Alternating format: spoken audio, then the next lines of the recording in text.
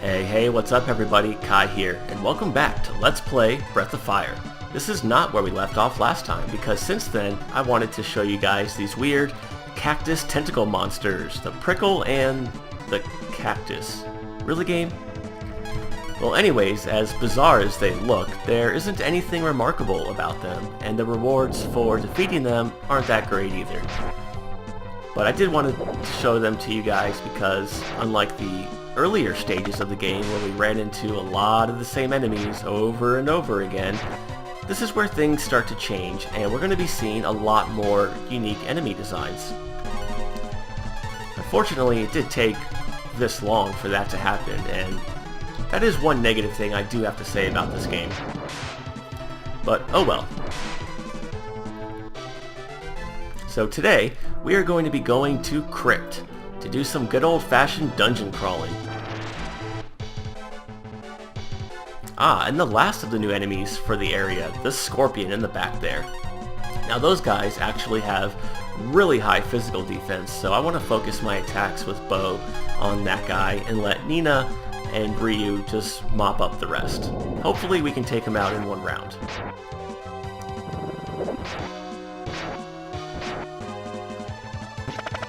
Okay, good. Unfortunately, we are going to take a little bit of a backlash there. You know what, Nina? Why don't you heal up Ryu? He could use the help.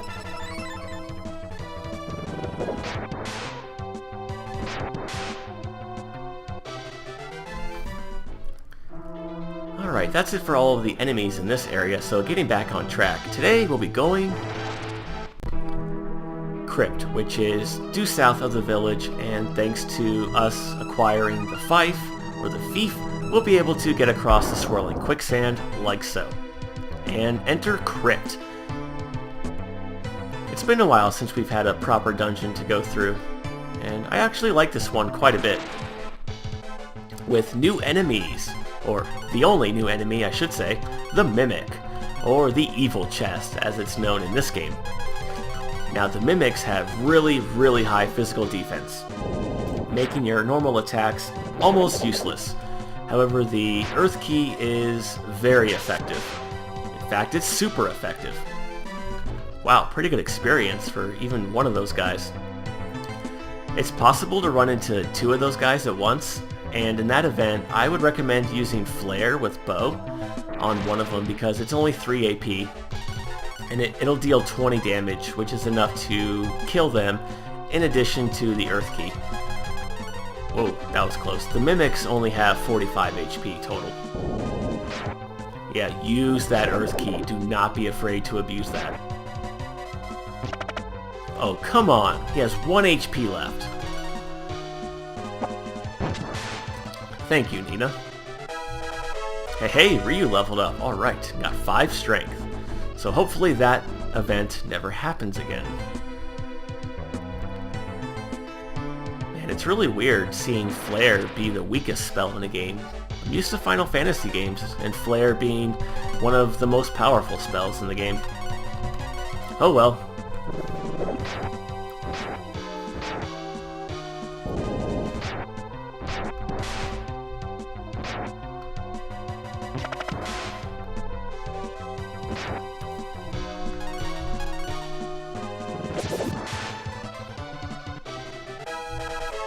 And Nina leveled up. Awesome. And we learned Cure 3, which is definitely not needed for a very long time. It restores 250 HP to a single party member. But hey, it's there. Okay, now this room is where Krypt starts to become Krypt. Much like in every pyramid and tomb in every other RPG, and a lot like in real life too, Krypt is riddled with traps. We're going to be dealing with hidden pitfalls, trapped treasure boxes, the works. But even still, this dungeon isn't nearly as annoying as the tomb in Breath of Fire 2. Oh, those of you that have played that game know exactly what I mean. And if you haven't, well, just be patient because we'll be trudging through that place all in due time. 50 damage, holy cow. But for doing so, we get a Dream Ring. that will protect you from the sleep status. So I want to give that to Nina, just because she's my healer and no other reason really. And we should probably heal up Ryu after that one. Now I know what some of you guys might be thinking. Kai, why don't you just wait until the end of the dungeon to pick up these treasure boxes? And that's a very valid point. You could. By the time we get to the end of this dungeon, we will have a way around those traps. However, I'm going to pick them up now along the way because, well, some of the items are going to be useful, and the traps themselves really aren't that bad to deal with. And besides, when we get to the end of the dungeon, spoiler alert, we're going to have to walk all the way back out. And it's a lot easier for me, recording-wise, to do that backtracking off-screen.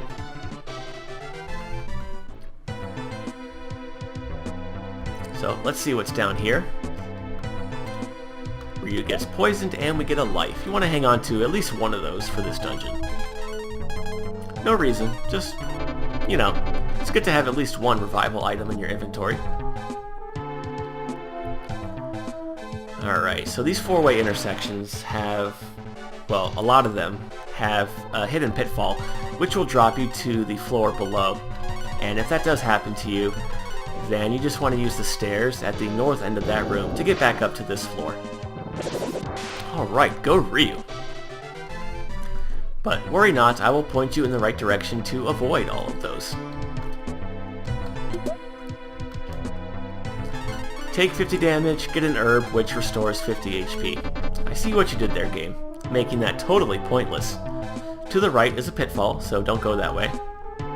And while I'm thinking about it, let's use a marble 3. I've already shown off all the enemies in this dungeon, and we'll have plenty of random battles to come, don't worry. The encounter rate here is a little on the high side. So now we want to come this way to poison Ryu once again. Well, at least we get an herb and not an antidote. And I used an herb. God. Come on, Kai, pay attention. We want to use the heal spell on Ryu. Alright, hidden pitfall to the right, so we want to do a little bit of backtracking here, and come around to the north. And this is the way we want to go. Man, Ryu, you just have the worst luck. How about we get an iron shield? Oh, Ryu's cursed. Yeah, he really does have the worst luck. Fate stat is 1. Thought I'd show that off to you guys, since I've mentioned it a few times, but haven't actually gone out of my way to show you what the curse status actually does. Not that I can show you what it does, because it really doesn't have an impact on your character, but you still want to cure it all the same. Okay, now we want to stick to the right, if I'm not mistaken. Yes. And pick up a dagger. Don't know why they give us one of those. No one in our party can equip them. But hey, maybe we can just sell it for some gold back at Aurea. Probably get a few hundred gold for that. Okay, that's it for this floor. So now we want to come down to these stairs and fight some more mimics. Good time to show off that flare strategy I mentioned earlier.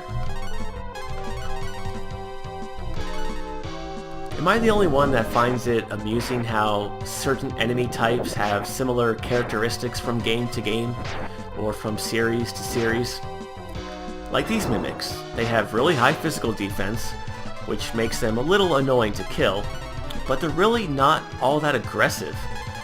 Much like the mimics from Lufia, which also have high defense and really aren't that aggressive. And they both give really good experience for defeating them. And as such, you guys will probably gain quite a few levels while you're in this dungeon thanks to that. This is that room where the pitfalls take you, only they drop you on that lower level there. But on the contrary, mimics in, say, I don't know, Dragon Quest or Lufia 2 are much more aggressive. Those mimics are definitely a different breed of mimic. Oh man. Yeah, the mimics in Dragon Quest will kick your ass before you know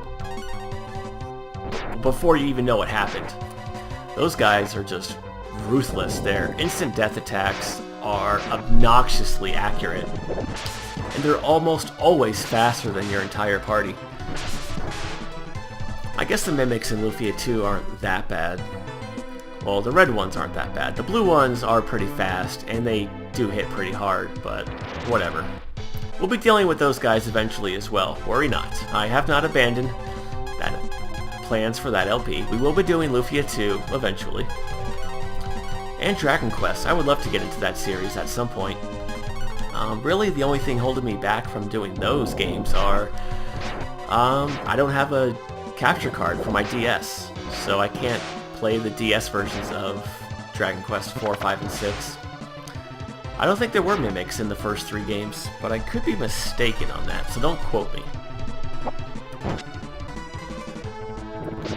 I suppose I could just do the original NES and Super NES versions of Dragon Quest 4, 5, and 6, but those versions are a little... I don't know, they're lacking in my opinion. Boom shakalaka, and Ryu dies. But we get some headgear. Don't worry, Ryu, your sacrifice will not be in vain. But yeah, that's why you want to have at least 1 life in your inventory. Life 2 would restore you to max, but those sell for more money, so we'll just use a Cure 2 from Nina, and Ryu's back in tip-top shape. Hey, what's this? It almost looks like a boomerang stuck in a rock. Well, how do we do that? We don't have the Hulk with us. Ah, okay. So the boomerang here is that legendary weapon that we heard about earlier. So remember this for later in the game, because, well, spoiler alert, eventually we'll get a character in our team who can smash that rock. Just like those crumbling rock walls that we've seen here and there. Same thing.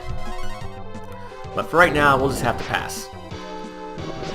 I've heard of the sword in the stone, but never the boomerang in the stone. Well, whatever works for you, I guess. Hey, how's it going? Well, gee, thanks for telling me that now after I've walked my happy ass all the way down here already. It's too late to pack up our bags and go home. Gotta keep going. But before... oh, shit. Well, I was gonna heal up because, as you might guess, we got a boss here. Another intruder, huh? Well, we're not gonna get to find out because it's boss time! So, as always, we want to have Ryu transform into his Thunder Dragon. Bo should start off with Fry, as always, against the I Spy. How creative of you, Woolsey! And Nina, we actually want to use Fortify on Ryu. This boss reminds me of an enemy from A Link to the Past.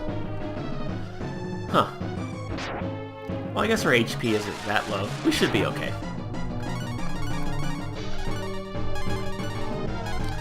And that's pretty much my only strategy for this guy. It's going to be very similar to the Sandworm, in that Ryu and Bo are your main damage dealers, and Nina's going to be more supportive. Healing when necessary, and using the Earth Key when she can. It's too bad this guy isn't weak to Thunder, but that's okay. We're still going to be doing really good damage with the Thunder Dragon. And we'll toss an acorn to Bo's way.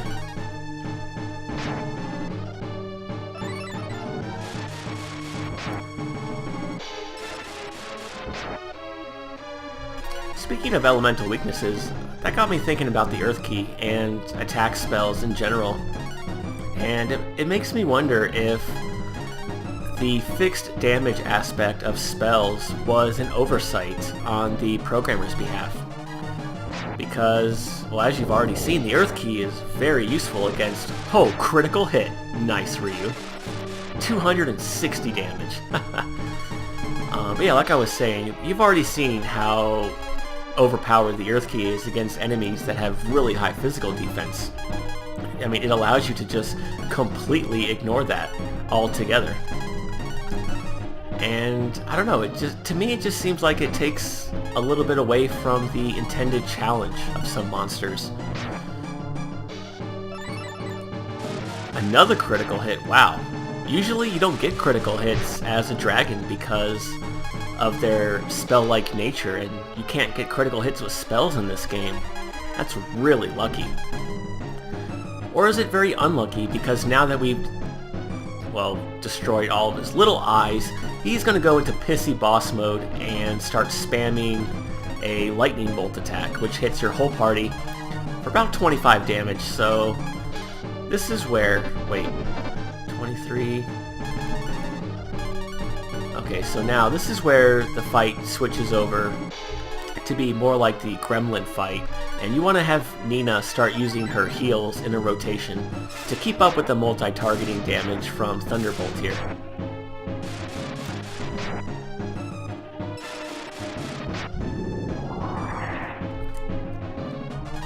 Wow, those two critical hits from Ryu really sped up this battle.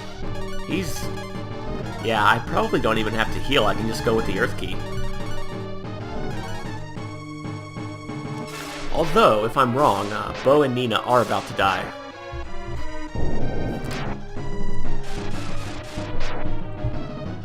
Come on, Bo! Yes, got him. Whew. And Bo gained a level. Sweet.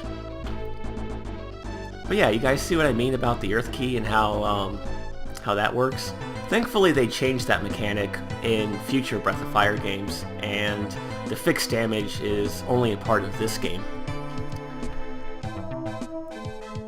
Yeah, it has its pros, but it also has its cons. Especially late game, your spellcasters will really start to suffer because, really, there's no need to target an enemy's elemental weakness or cast any other spell other than your most powerful one, because even if you do, you're not going to do more damage than your most powerful spell. Here we get Icy Hot. Alright. No, that's actually the Icy Hat. And we want to give that to Ryu. Yeah, a little better. Makes him a little faster too. That's the main reason why I want to give it to him. Here we get an Antidote. A Cure. A Skull Hat, which is a cursed item. Do not equip it. Just like the Wolf Hat, it will double all physical damage that you take. So, yeah, you just want to ignore that Skull Hat. And this one too. Why you get two of them back to back like that, I don't know. Uh-oh. We're trapped. Well, you have wings. You'll be alright. I can't swim.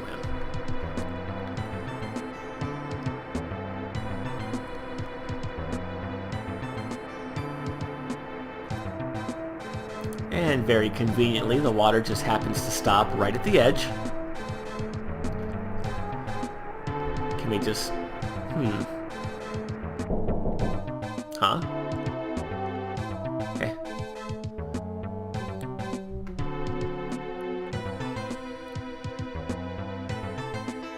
Hey, it's Karn! Wait a minute, it's the guy from the jail cell back in Aurea. And how does Nina know his name? It's not like she's ever talked to him before.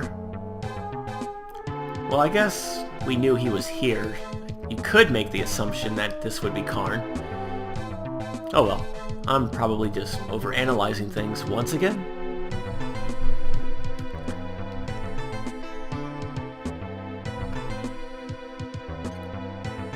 The book, huh? What does a thief want with the Bible anyways?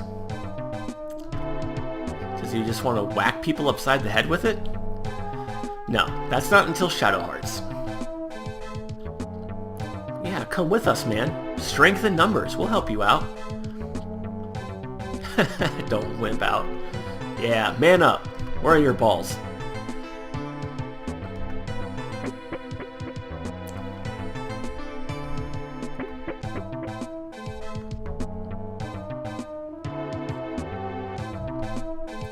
And Karn joins the party. Hell yeah, one of my favorite characters in the game.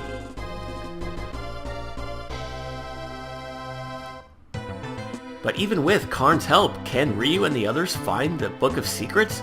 Or will the traps of Krypt prove to be too perilous and too cunning for even a master thief?